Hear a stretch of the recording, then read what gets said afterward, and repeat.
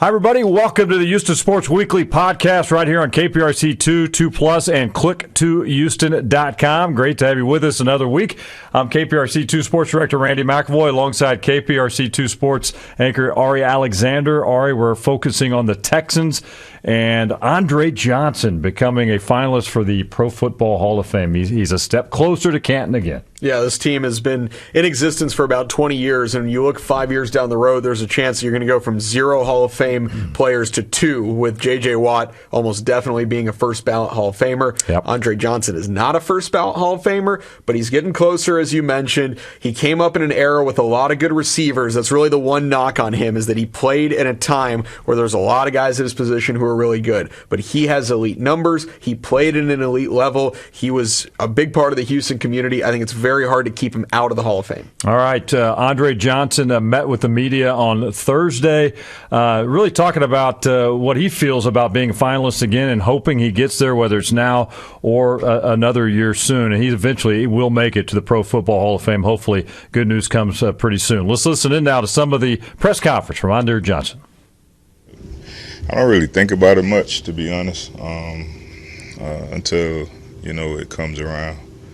I get asked about it a lot, but now that it's here again, I've been getting a lot of texts, a lot of phone calls and stuff from a lot of friends and family. So hopefully this year we can get in. It'll mean a lot. It just shows everything that I put out, all the hard work I put in, just your peers and the voters respecting your game and the way you carried yourself out on the field. So it'll mean a lot. I don't really, I never really put too much thought into what everybody else thinks. But to achieve this accomplishment, I think it'll, just show that people did pay attention, to the things that I did do. It's just, it's out of my control. I feel like I've did everything that I've needed to do to achieve the accomplishment, and, we'll see what happens. What it means for you to represent the city and represent the franchise? It'll mean a lot. I built a great relationship with the city of Houston. Just a kid from Miami, never really had been out of Miami until I came here. So I made Houston home, and I get so many, I see so many people, and everybody is always talking about, when you go to Canton, we're going to be there. So I can only imagine, if it was to happen, what Canton would be looking like. So it's something that's talked about a lot, especially with the finalist list coming out. So. Andre, if you were asked to and had the opportunity to stand before the voters to state your case on why you belong now as opposed to waiting on them, what would you tell them? I would probably just tell them, if you look at my career and what I did throughout my career, I never played with a Hall of Fame quarterback. I never played with any other Hall of Fame player. And if I did play with a Hall of Fame player, it's probably J.J. Watt, and he played on the defensive side of the ball. So I don't know many guys that have put up the numbers I put up without, playing with another Hall of Fame guy. So. You talked to Reggie Wayne, a good friend of yours, you're competing against him again. Yeah, I texted him last night. We always, text and talk. So I texted him congratulations last night. He texted me the same thing back. And I just told him, hopefully one of us get to knock the door down this year. So. Andre, you just mentioned that you don't really think about your Hall of Fame candidacy until that time of year comes around. But I imagine now that it has, you reflect back on your career.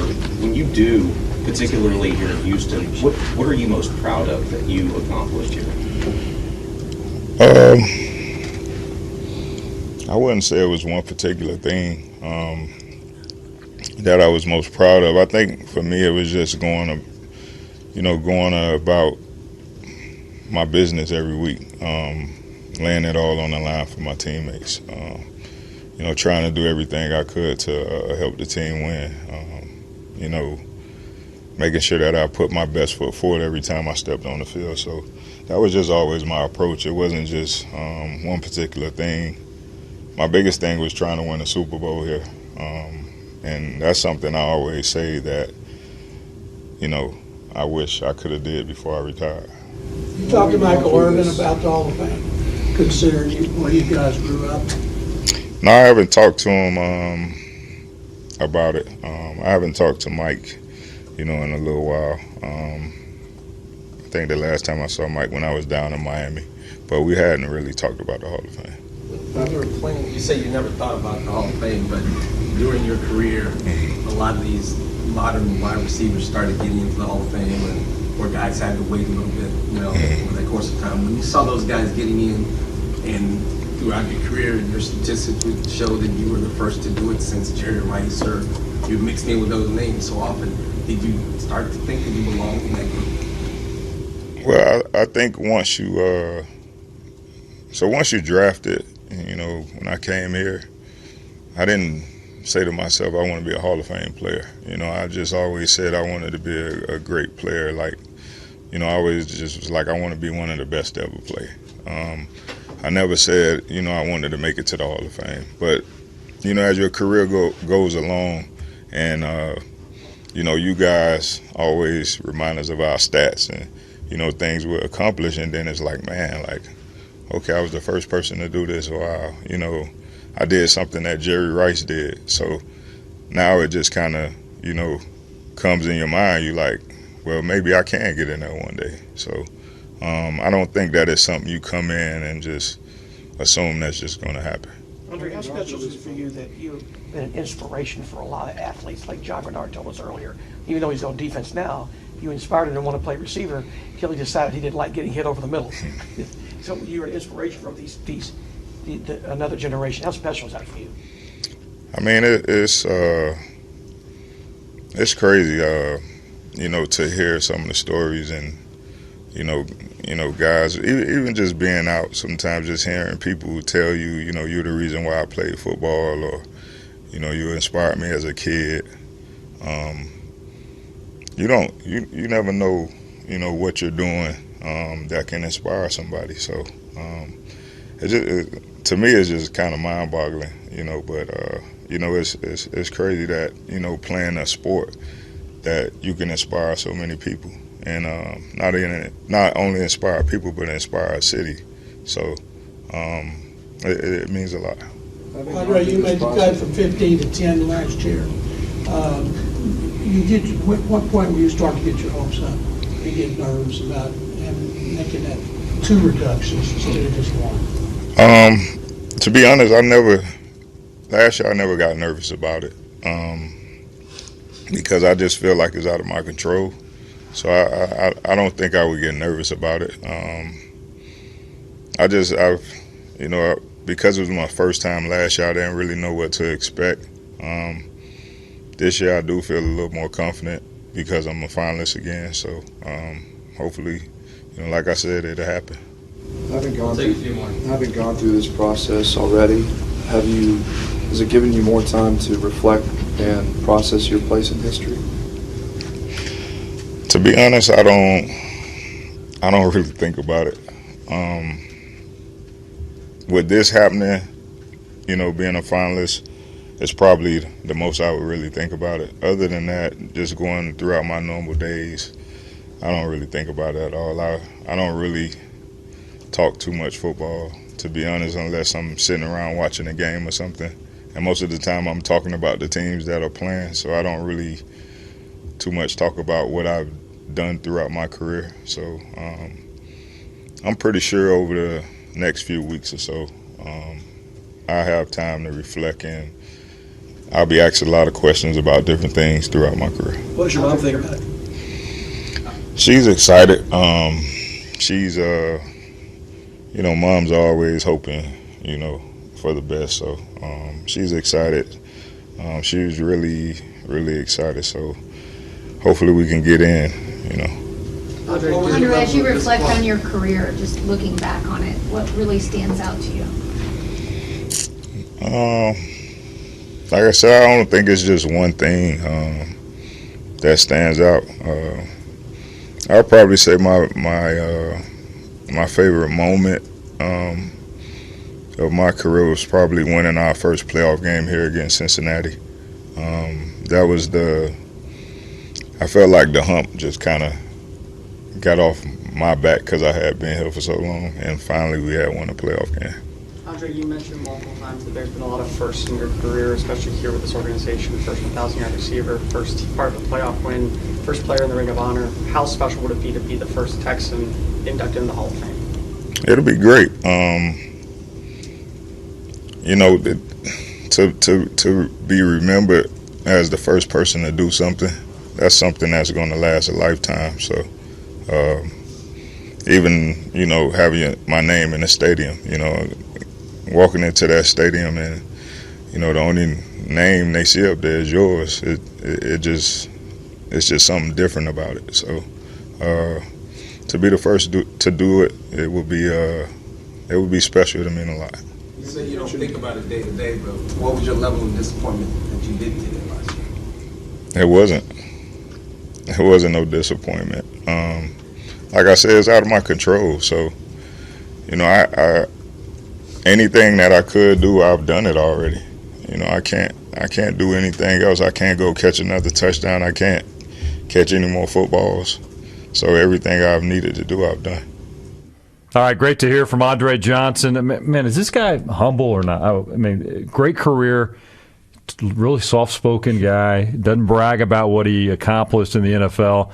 He just believes that his numbers speak for themselves, and he belongs there. But he says, like, when the call comes, the call comes. Yeah, he's a guy that doesn't feel like he needs to campaign. I think he's very confident in the career that he put together. He knows who he was. He knows that he was one of the best receivers in the league for over a decade, and that the numbers are there. Like I mentioned a couple times, 11th all-time in catches, 11th all-time in receiving yards. He played not with the best quarterbacks, right? He was a guy that didn't necessarily have all pros. He mentioned, I didn't have Drew Brees, I didn't have Tom Brady, I didn't have Peyton Manning. Some of these guys have those guys. Reggie Wayne had Peyton Manning. They were all spoiled, man. Yeah, Torrey Holt had Kurt Warner. They had the greatest show on turf. There was no greatest show on anything when it comes to the Texans. He was a guy that stood out against the rest of that franchise, and I think that he deserves to be rewarded for the career he put together. All right, Andre Johnson will now wait to see if he becomes a member of the top 10. Right now it's at 15. They're going to cut it down to 10, and, of course, likely up to 5 will get the call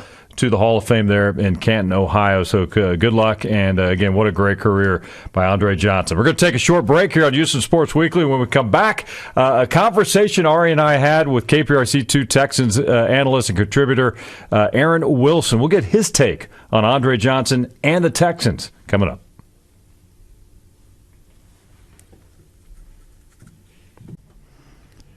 All right, welcome back to Houston Sports Weekly. Randy McAvoy, Ari Alexander with you as we continue to talk Texans. Andre Johnson specifically, the great news he got just a few days ago, finding out he was again a finalist for the second straight year in the Pro Football Hall of Fame.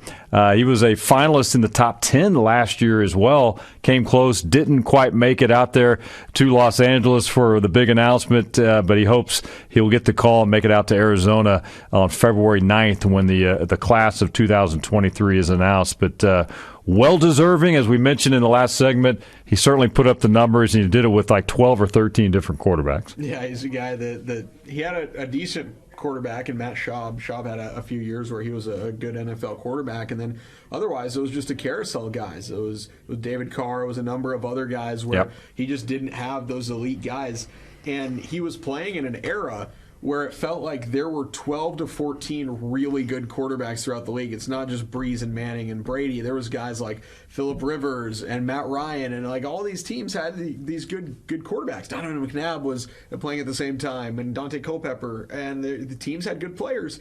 And Andre Johnson just sort of had just like guys thrown to him, and he still managed to made it work. 14,000 yards, 70 touchdowns. He led the league in receiving yards a pair of years. This is a guy who deserves to be in the Hall of Fame. I don't think it's a slam dunk. There are a couple things that are working against him, but I think eventually he'll get there. All right, R and I out at NRG Stadium on Thursday for the news conference.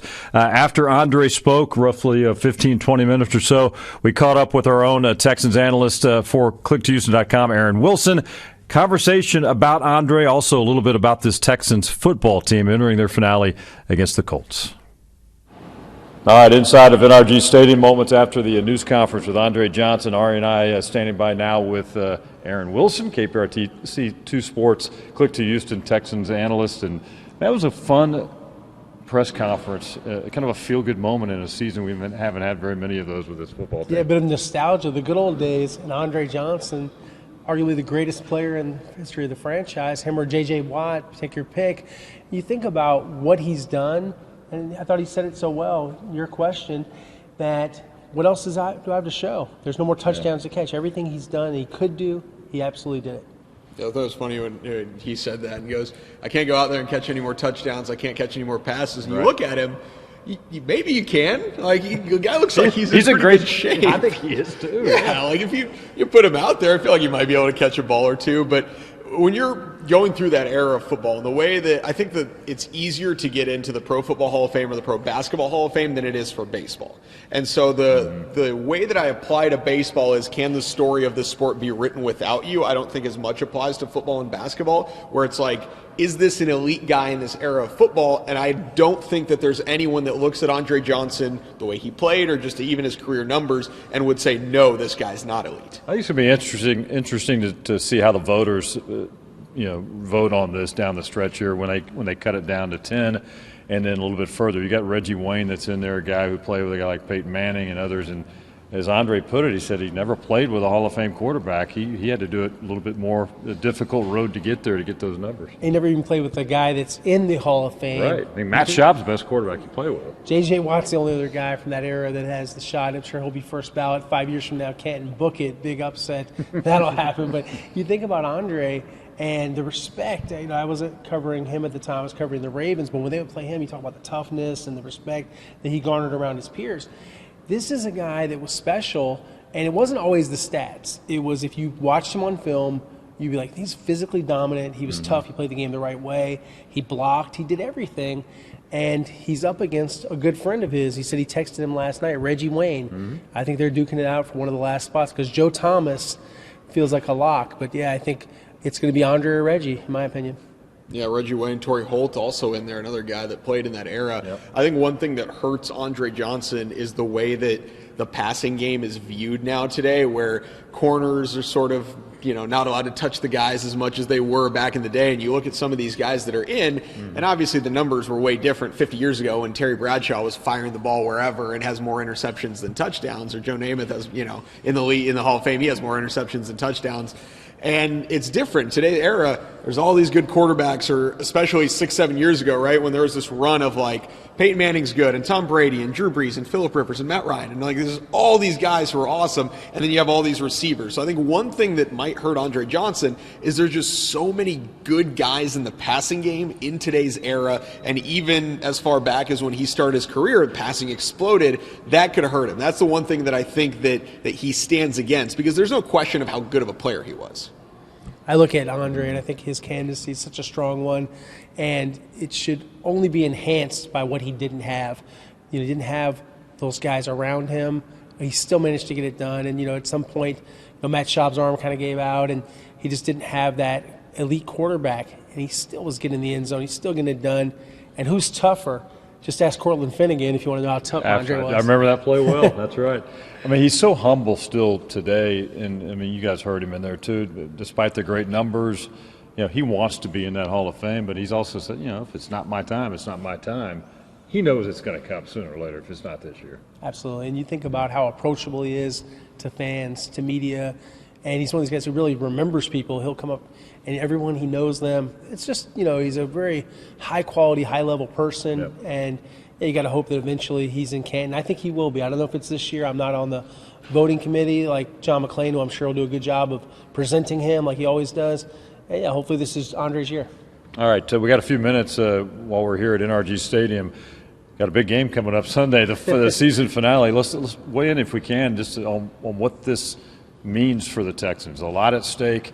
People are saying win or lose. If you win, that's going to potentially allow Chicago to overtake you for that number 1 pick. Right. Hard to legislate losing. Hard to tell players not to give their all. And it's also hard to bench guys. You've seen in the past when people have done that, when they've tanked, like when Nate Sudfeld played. The interesting thing is the Bears, Justin Fields is saying he has an injury as a hip. I'm sure it's legitimate, but could he play if he needed to? Probably so. Nathan Peterman's starting. So the Bears are going to lose to the Vikings, and that's no upset call here. It's a big prediction. No Nostradamus here, but what I expect to happen is the Texans will win the game, and it will not be the end of the world having the second pick. I thought Lovie Smith made a good point this week. Those second picks, third picks, those guys should turn out pretty good too. And because the Bears have their quarterback, I believe they will draft Will Anderson from Alabama, and they'll have their choice of Bryce Young or any other quarterback they wanted to. These guys are not generational talents. This is not Peyton Manning in this draft. No one's giving up all of their picks for Bryce, in my opinion, and we'll see. We have a lot of time till the draft, and I expect the Texans game to not really be that momentous in the big picture. But, yes, when they win the game, and I believe they will win, there will be some outcry from fans, from social media, from some media. I am going to be pretty dispassionate about it. 2 and 1, they're both very good. Yeah, I mean, you need a quarterback because right now there's just not a lot of buzz around this organization. So if you're the Bears, you have your quarterback. So that's the good thing that the Texans are not battling against a team that is in the same position in terms of we need to find a quarterback to make our team relevant around the league. So the problem is who has the resources to be able to trade up? How much does any team like a Bryce Young? How much does a team like a C.J. Stroud? Can they fall in love with a different quarterback? Yeah. But not every year does a quarterback go number 1. This past year, the Jags got their guy. They got Trevor Lawrence, and then last year they got a defensive lineman. And so you could see that happening again. There are O-linemen who could go 1. There are defensive linemen who could go 1. The Texans are the worst team with the biggest need at quarterback, and I think that helps them, that even if they don't get the number 1 pick, the Bears have Justin Fields, and I think they believe in him enough to not try to get another guy. What do y'all think right now about you got Bryce Young? A lot of people believe he's ready. He's the guy. I'm not quite there yet. I think he's a great college quarterback and potentially could be a really good NFL one, but I'm not like looking at him saying, no question, no doubt about it going into this draft, he's your number 1. Are y'all on the same page, or do you feel like he's already I like him better than Stroud. And I do too. I do think there's some comparisons. Reminds a little bit of Drew Brees, but someone that might run a little more than Drew. I'm mostly talking about stature, but also arm strength and accuracy. I think he has those qualities. I worry that he's a little small, just how is he going to take the hits? Right. With C.J. Stroud, he is a classic pocket passer, and he's shown the ability to run. I thought he impressed a lot of people in that bowl game. But I also think that, you think about some things. I'll throw it out there.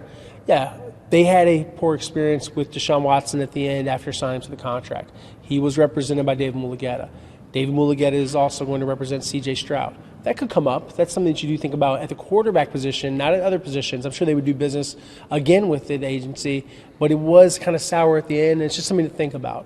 When you think about Bryce Young, who I think is going to sign with Clutch Sports, when Nicole Young used to based agent, you look at representation, you look at character, you look at a lot of things. He checks a lot of boxes, and he played in a big-time program, and he did not have the wide receivers that same caliber that they had at Ohio State, or the offensive line that C.J. Stroud had protecting him. I like the guy's upside, and I think he checks a lot of boxes. I was just talking with a friend that was just around him at one of the football things at a practice, and they were there scouting, and the way people talk about him, it's just they say Hall of Fame person, and just a really high-level guy that would be elite in every way and be a good leader in the community. So, yeah, hopefully it'll be Bryce Young. I'm on the same page as you where I'm not seeing Bryce Young as a can't-miss prospect. I think he's good, but I think it's more of the Texans' desperation. You have to have a quarterback. This is the best guy available. He is a better fit than C.J. Stroud for the reasons that Aaron mentioned. I just don't think they want to do business with David Mulugeta when it comes to Stroud and deal with another quarterback. So this is your guy. Is he Andrew Luck type prospect? No. Peyton Manning? No, he's not. Trevor Lawrence even was kind of billed as that kind of generational prospect. But he's what's there. Right. He's a position that you need, and that's the guy you got to go with. Quarterback league, and you got to have a quarterback. The Texans don't have their quarterback, and that's two things you have to have. You have to have the head coach, you have to have the quarterback. If you don't have both of those things, then the other things that fill in around them. It's great that they have tackles. It's great that they have Laramie Tunsil. It's great that they have some corners. they've got to get better, and that's where they've got to get better the most at. And this is no offense to Davis Mills. Davis is a third-round pick. They've gotten what they can out of him. He's done his best, and now it's time to upgrade. And that's the biggest thing of this offseason. It's got to be a quest. It's got to be their thing that they think about more than anything else. I know they've scouted all these guys. They put a lot of time and resources into evaluating the college quarterbacks and the pro quarterbacks, but I expect them to go the college route primarily, and that's the way they will try to fix this for the big picture for the long term. All right, appreciate the conversation there with Aaron Wilson. Good insight as Andre Johnson now awaits that call, hopefully Canton, Ohio, and the Texans going to Indianapolis to take on the Colts, and everybody's hoping they come home, sorry guys, with a loss and that number 1 pick. That way there's no questions asked. Nobody can overtake them. They know where they are in the draft coming up in April. Yeah, I mean, this franchise needs some juice. They need some buzz. They need some excitement. And as much as you don't want to have the number 1 pick for you were the worst team in football, I think having the number 1 pick does create that buzz and excitement. And the Texans are sort of looking for something, anything. Right. And I think the conversation surrounding which quarterback are we going to take, which guy are we looking at, that whole conversation, I think drives fan interest, which is something that has been lacking. You go to the games, you look in the seats, there aren't a lot of people there. Having a young quarterback to build around, I think, helps that. All right. Hope you enjoyed Houston Sports Weekly this week. Plenty of great conversation. Thanks to Aaron Wilson as well. And, of course, great to hear from Andre Johnson on Thursday at NRG Stadium. We will cover it for you as he hopefully gets some good news in the coming weeks. For Ari Alexander, I'm Randy McAvoy. Thanks for listening or watching Houston Sports Weekly podcast here on KPRC2. We'll talk to you next week.